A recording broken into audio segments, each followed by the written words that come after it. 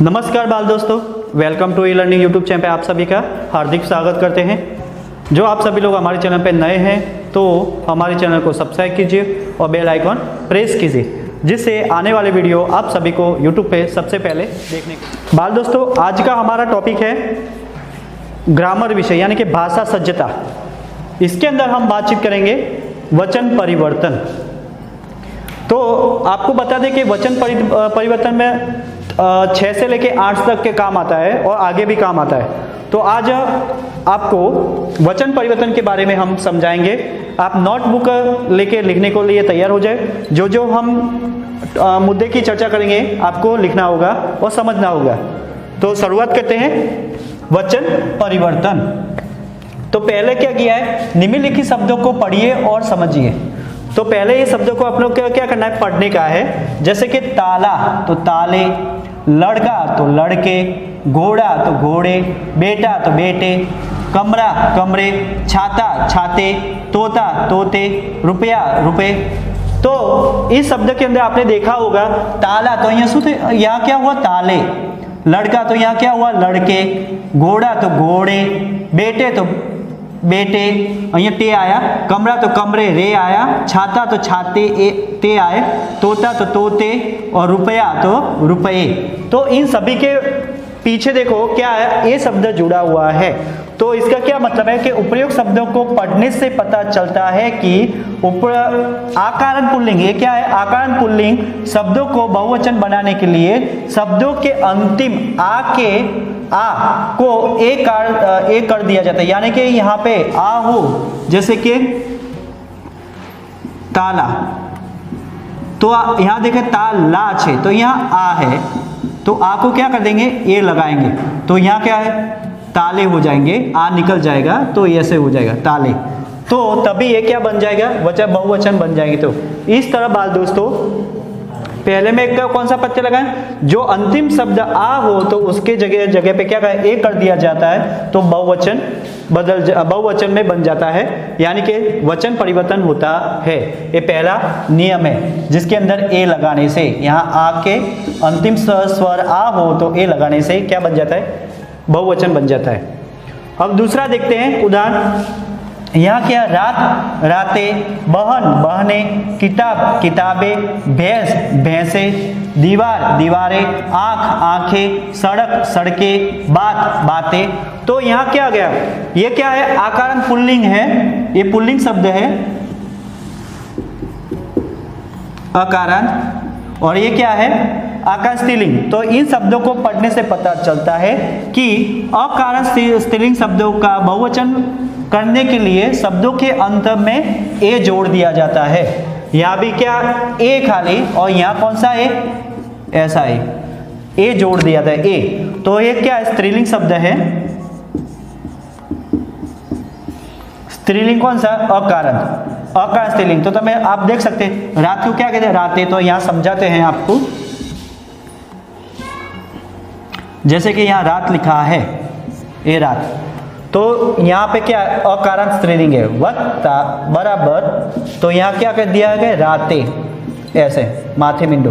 तो यहाँ पे क्या जोड़ा गया, यहाँ य के सामने ऐसे। तो इस तरह यहाँ पे जो स्त्रीलिंग शब्द है तो ए जोड़ने से क्या बन जाता है, बहुवचन बन जाता है।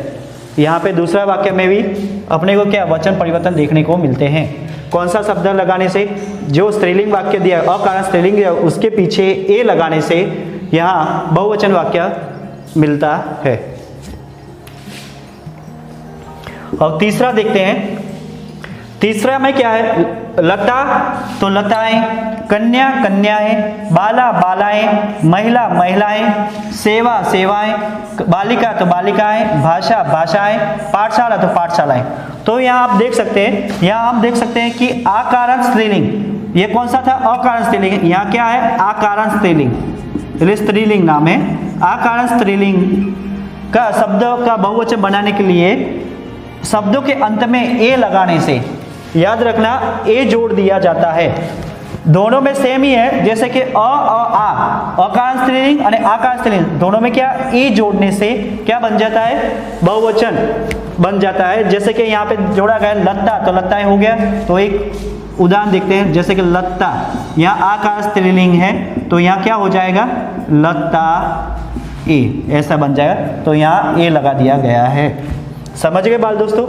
तो इस तरह हमारा तीसरा टॉपिक भी यहाँ खत्म होता है। आपको सिर्फ क्या करना है, उसके नियम याद रखने। ये सभी नीचे दिए गए, ये सारे नियम हैं, उसको आप नोटबुक में लिख लेना और तैयार कर देना, जिससे आपको कोई भी शब्द दिया गया हो कि इसका वचन परिवर्तन कीजिए तो आप कर सकते हैं। आगे का उदाहरण चौथा नंबर है। जैसे यहाँ तिथि तो तिथियां, विधि विधियां, लिपि लिपियां, जाति जातियां, पंक्ति पंक्तियां, नीति नीतियां। तो यहाँ क्या है, यहाँ हमने देख सकते हैं कि ईकार स्त्रीलिंग शब्द। अब एक कौन सा शब्द है, ईकार स्त्रीलिंग शब्दों के अंत में क्या दिया गया, या, क्या या जोड़कर बहुवचन बनाया जाता है। यहाँ ई दिया गया है, ईकार ई दिया गया है तो उसमें या जोड़कर, जैसे कि यहाँ पे दिया गया तिथि, तो कौन सा, ईकारांत, तो यहाँ क्या बन जाता है, तिथियां, ऐसा। तो इसके पीछे यहाँ जोड़ दिया, तो यहाँ कौन सा, इसके पीछे यहाँ लगा दिया है। तो इन सभी के पीछे देख सको, विधि तो यहाँ लगा दिया, लिपि तो यहाँ लिपियाँ, जाति तो जातियाँ, पंक्ति पंक्तियाँ, नीति तो नीतियाँ। तो इस तरह यहाँ हमारे ईकार स्त्रीलिंग के पीछे आपको क्या दिखाई देता है, यहाँ जोड़कर बहुवचन बनाया। दोस्तों हमारा पांचवा टॉपिक है। यहाँ उदाहरण दिया कि जैसे कि सखी तो सखियाँ, लड़की तो खिड़की तो खिड़कियाँ, मछली मछलियाँ, चींटी चींटियाँ, डाली डालियाँ, कली कलियाँ। तो इसमें क्या अंतर है वो देखना है। तो ईकार स्त्रीलिंग शब्द का बहुवचन करने के लिए शब्द के अंत के ई को ई करके या जोड़ दिया जाता है। तो आपको समझाते कि यहाँ देखो, यहाँ सखी तो यहाँ बड़ी ई है, क्या है, बड़ी ई लिखा गया है, ये बड़ी। तो इसमें क्या कहा है कि छोटी ई करके इसके पीछे शब्द लिखना है। जैसे कि यहाँ क्या हो जाएगा, ऐसा हो जाए, सखियाँ, ऐसा बन जाएगा। तो यहाँ पे मैंने क्या किया, एक छोटी ई लिखी, फिर उसके पीछे यहाँ जोड़ लिख दिया। तो इस तरह याद रखें कि जिस समय स्त्रीलिंग के जो शब्द दिए गए उसके पीछे जो बड़ी ई का वाक्य हो तो उसको क्या करें, छोटी ई में रूपांतर करके उसके पीछे या जोड़ने से बहुवचन बन जाता है। एक खास ध्यान रखना। तो पांचवा नियम आप नोटबुक में लिख लेना और समझ जाना। आगे देखते हैं। पूड़िया पूड़िया, चुईया चुईया, बुढ़िया बुढ़िया, चिड़िया चिड़िया, डिबिया डिबिया, गुड़िया और गुड़िया। तो यहाँ पे क्या है, तो यहाँ ईया कौन सा दिया गया, ईया, यहाँ देख सकते हैं ईया जोड़ने से पीछे क्या लगा दिया, या कर दिया है। तो ईया अंत वाले स्त्रीलिंग शब्द का बहुवचन करने के लिए अंतिम या क्या दिया है, या को या कर दिया जाता है।